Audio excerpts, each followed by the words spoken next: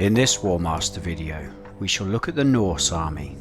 The Warmaster Norse army list is a fan-made list, but has been recently approved for official status by the Warmaster Rules Committee. The Warmaster Norse army list is very different from the current portrayal of the Norse in Warhammer.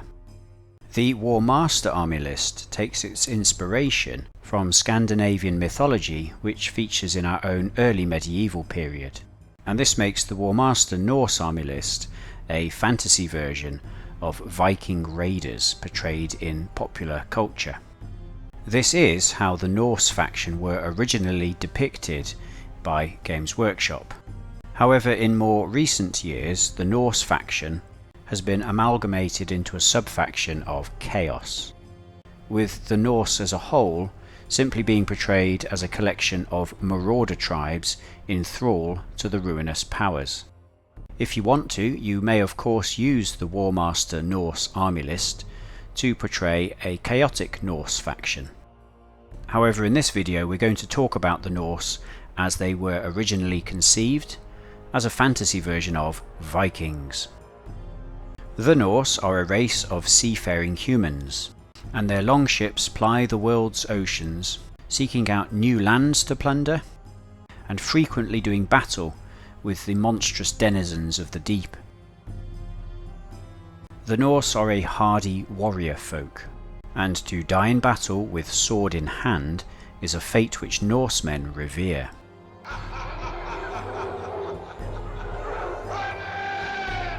The Norse will sometimes find themselves shipwrecked on distant shores, and if they find the land to their liking, they may often carve out a small territory for themselves and settle down.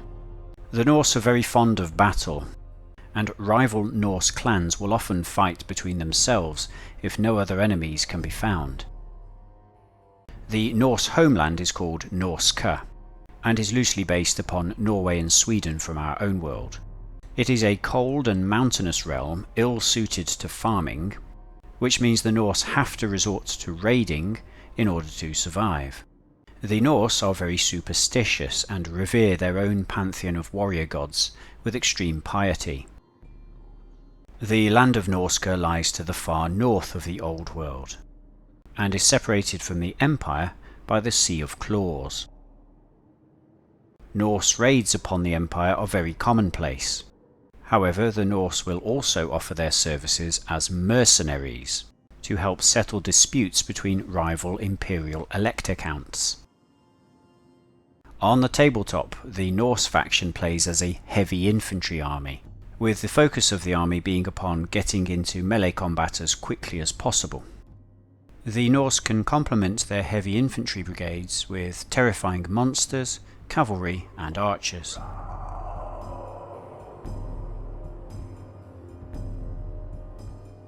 The Norse army list features 9 troop choices and 3 character choices.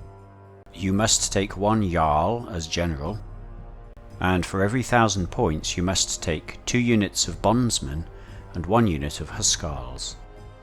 You have access to 2 types of terrifying monster, while the character choices mirror those from the Chaos army. Bondsmen are your first compulsory infantry choice. They have a standard medium infantry profile common to many armies in Warmaster. Bondsmen can either be used to support your heavier infantry units, or sent to attack the enemy head-on, where they will handily beat enemy light infantry. The bondsman stat line represents armoured and shielded Viking warriors. But if you wanted to play a chaotic Norse army, then bondsmen are simply your Chaos Marauders.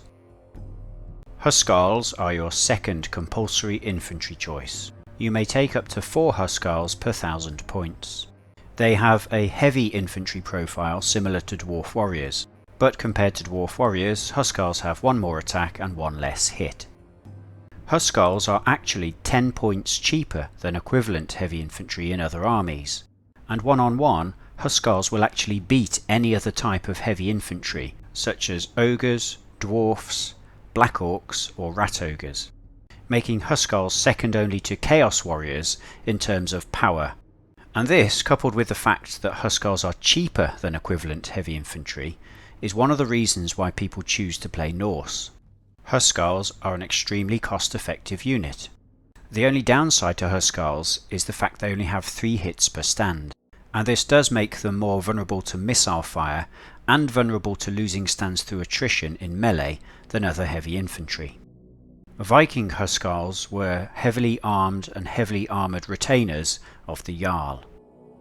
But if you're going with a chaotic Norse theme, then Huskarls could represent Chaos Warriors, Fimir, or armoured trolls. Huntsmen are your missile infantry choice. They have the standard human missile infantry profile, and you may take as many units as you wish. Huntsman gives the Norse army a tactical option that the Chaos army lacks. You can place your huntsmen in defendable terrain where they will happily remain for the whole battle, shooting at anything that comes near. Huntsmen can also be used as cheap support for your other infantry units. Alternately, huntsmen can be used in a backline position to help defend against enemy flyers. And their missile attacks are very useful for causing confusion and breaking up enemy brigades. Berserkers are your fanatic infantry choice, and you may take 1 unit per 1,000 points. Berserkers have the standard fanatic infantry profile common to other armies in Warmaster, and they have the standard fanatic special rules. Berserkers always have to use their initiative to charge and can never use their initiative to evade. Berserkers must always pursue and must always advance in combat. But on the plus side, Berserkers are immune to terror and can never be driven back by shooting. Berserkers are a hammer unit. They can be relied upon to cause a lot of damage to the enemy before they are inevitably wiped out. One of the best uses for Berserkers is to take on enemy monsters. Alternately, they make a good missile screen to protect your more valuable Huskarls from artillery. Ulfwerner are your 5th infantry choice, and you may take 1 unit per 1,000 points. Ulfwerner are essentially Norse werewolves. So in a chaotic Norse army, these would be skinwolves. Ulfwerner are unusual, as although they are infantry, they are based as cavalry. This does allow them to focus more attacks on a smaller frontage, but they lose the ability to support other units or be supported. To make matters worse, Ulfwerner cannot be brigaded with other Norse units. To compensate for this, Ulfwerner do gain bonus attacks on the charge, and they can pursue enemy cavalry and enemy chariots. Ulfwerner have a profile similar to heavy infantry, but only have a 6-up armour save, and this makes it hard to justify their cost of 115 points in an army where you have access to Huskarls for only 100 points. Ulfwerner are a very thematic and very interesting unit, but their combination of rules plus their high points cost means they're rarely picked for competitive play. Norse cavalry have the standard medium cavalry profile found in many armies in Warmaster, and you may take up to 4 units per 1,000 points. Cavalry are your mobility option, and they also make a decent hammer unit, especially when sent to attack the enemy flanks. Norse cavalry will not stand up to enemy heavy cavalry such as knights. Instead, use your cavalry to pick on the enemy's chaff and missile troops, or send them as a screen in front of the rest of the army to protect your more valuable units from artillery. The Storm Giant is your first monster choice, and you may take 1 per 1,000 points. It is identical to the Giant in other Warmaster army lists, and has a solid stat line with 8 attacks, 8 hits and a 5-up save. The Giant causes terror, but can't be brigaded with other units. You must always give it a separate order. Giants can also be badly hurt over the course of the battle if they sustain 5 or more hits. Giants work really well when used in combination with infantry brigades. If you place the Giant in base contact with your front line of infantry, he will happily beat up on any enemy units that make contact, and he can also chase away enemy cavalry and chariots. If you fail an order on a Giant, then you have to roll on his special table to see how he reacts. This is often frustrating, but can sometimes be hilarious and very powerful. Giants feature strongly in Norse mythology, so are a very thematic choice for the Norse Viking army. Whereas in a chaotic Norse army, the Giant could represent any large chaotic beast you want. The War Mammoth is your second monster choice, and you may take 1 per 1,000 points. The War Mammoth is so big it's mounted on a special base 40mm wide by 60mm long. The War Mammoth is similar to the Giant but is even tougher with 10 hits, and the Mammoth can be brigaded with other units. You do pay a premium for this, however, as the Mammoth costs 200 points, and it can be badly hurt if it takes 6 or more hits in the course of one turn. Mammoths are essentially better versions of Giants, and if you play siege games, Mammoths allow you to assault the enemy castle directly. In my opinion, Mammoths are another iconic Norse unit, and possibly the reason why you would choose to play this faction. Valkyries are your third monster choice, and you may only take a single unit in the entire army, no matter how large.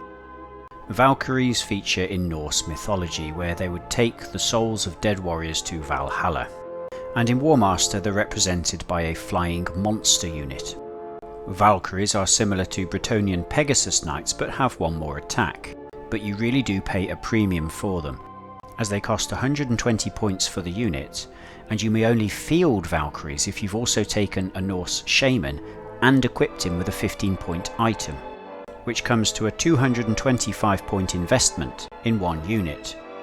In addition to this, Valkyries do not deploy with the rest of the army.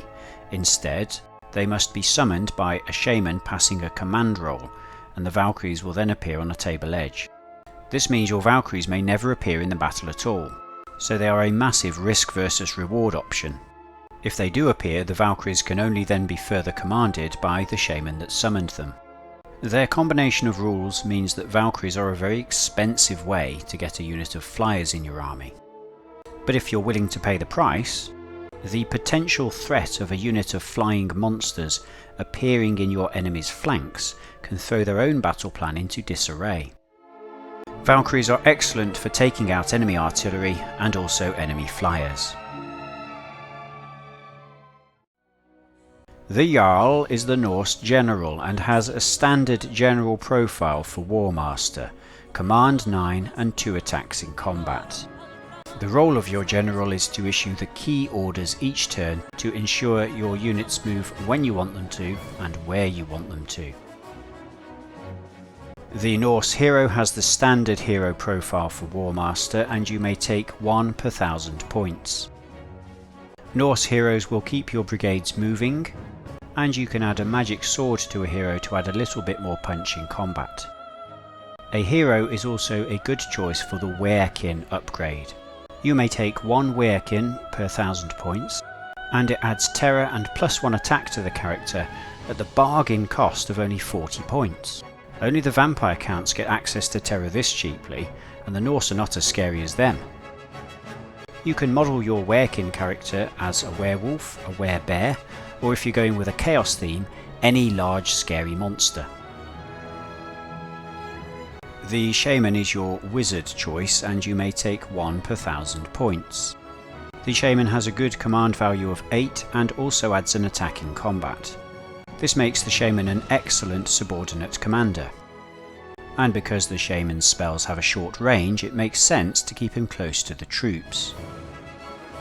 The Shaman can also be given the Werekin upgrade if you wish, and 1 Shaman in the army may be given the Horn of Resounding for 15 points. This is a chariot mount which adds 1 attack in combat and allows the Shaman to summon Valkyries. Bringing a Shaman also gives you access to the Norse spell list. The first spell, Aspect of Wulfen, is a very good combat buff. It's easy to cast, has an average range, and will cause 1 unit in your army to cause terror in the upcoming combat phase. Now, the Norse army already has some excellent options for terror, with the Mammoth, the Giant and the Werekin. But just imagine the look on your opponent's face when you explain just how tough your Huskarls are, and then you cast this spell on them. The Thunder of Thor is a standard straight line 30 cm 5+ to cast shooting attack, which inflicts up to 3 hits on every unit it passes through. This is brilliant for breaking up brigades, causing confusion, adding a few extra hits to a unit that you've already shot up with your archers to remove it, and best of all, it adds hits to units engaged in combat. Eye of the Raven is a useful utility spell, and is good to cast in the first couple of turns of the game where nothing else is in range. Its best use is to help you pass orders. And finally, Spite of Loki is a bit of a situational spell. It increases the enemy's chance of rolling a blunder from 1 in 36 to 1 in 6, but doesn't actually reduce command values like equivalent spells do from other lists. Building a list around your maximum number of Huskarls is a popular choice for Norse players. Just give them some supporting units, add some characters and some mobile elements, and away you go. Another option is to max out on your large monsters and go stomping the enemy. You could take a surprise cavalry list with Norse. As most of your opponents will be expecting a heavy infantry army, this can catch them off guard. And you also have the option to go for a shooting list with maximum huntsmen, and this will also give you a decent breakpoint. Finally, if you just can't decide what to take, then take one of every unit. See what works for you and then refine your playstyle around the units that you like best. Why play the Norse? Well, if you like movies about Vikings, or you've read the Norse sagas, maybe you are inspired to start your own army of Norse seafarers looking for adventure in distant lands. If you are of Scandinavian heritage, maybe you are a distant descendant of Ragnar Lothbrok or Bjorn Ironside, and you want to recreate some famous Viking battles from history. If you play Warmaster Ancients, then you may already own a Warmaster Norse army, and your historical list is an easy port across to the fantasy list, as you can ignore the more fantastical troop choices. Finally, if people tend to fall over when you shout at them, then Norse is the army for you. In their tongue, he is Dovahkiin, Dragonborn. For me, the greatest strength of the Norse army are the Huskarls. Point for point, they are the most cost-effective infantry unit in the game, as they will outperform equivalent units of heavy infantry from other armies, whilst also being 10 points undercosted. If you can get all your Huskarl units into melee combat, you stand a good chance of winning the game. The Norse army also has multiple sources of terror, including a spell which is very easy to cast, and an undercosted terror-causing character. This gives the Norse excellent force multipliers which make their heavy infantry perform even better. The Norse can also combine monsters and infantry into very powerful brigades, capable of taking and holding ground, and also chasing off enemy cavalry. Lack of mobility is a key weakness of the army. In order to make a charge, your excellent infantry is going to have to move to within initiative range of the enemy, imposing the -1 command penalty. As a lot of the Norse units are expensive, they will not be able to field a large army. Their breakpoint will therefore be quite low. The Norse also have no access to artillery and no armour piercing options, so they will have to close with the enemy and may struggle against heavily armoured opponents, especially knights. The Norse also have 2 units with unusual rules and which suffer from overcosting, the Ulfwerner and the Valkyries. Taking these units may be very thematic, but in my opinion they need some fine-tuning before they can be considered as competitive choices.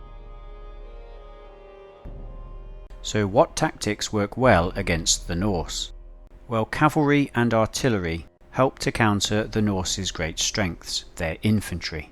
You can outmaneuver the Norse infantry with your cavalry units to seek easy flank charges.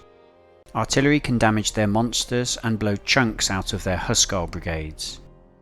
And if you can focus enough of your own shooting against mammoths or giants, you should be able to rout the monsters long before you take off all their hits. Like all solid infantry armies, the Norse play very well in dense terrain, so don't fight them on their home turf. If Norse heavy infantry hides in defendable positions, ignore them focus on the weaker units instead, like their cavalry. So in summary, the Norse are a clear, close combat army, in the same manner as orcs or chaos. However, the Norse are themed around heavy infantry and monsters. Consequently, their lack of mobility and lack of range means it can be quite hard to force the enemy to fight you. The Norse army's origins as a fan-made list are apparent, with not all units being competitive or appropriately costed, and this can mean that Norse armies will tend to look very similar. However, the Norse faction does excite the imagination, and hopefully this video has given you some tips on how to lead your own Viking raiders to victory.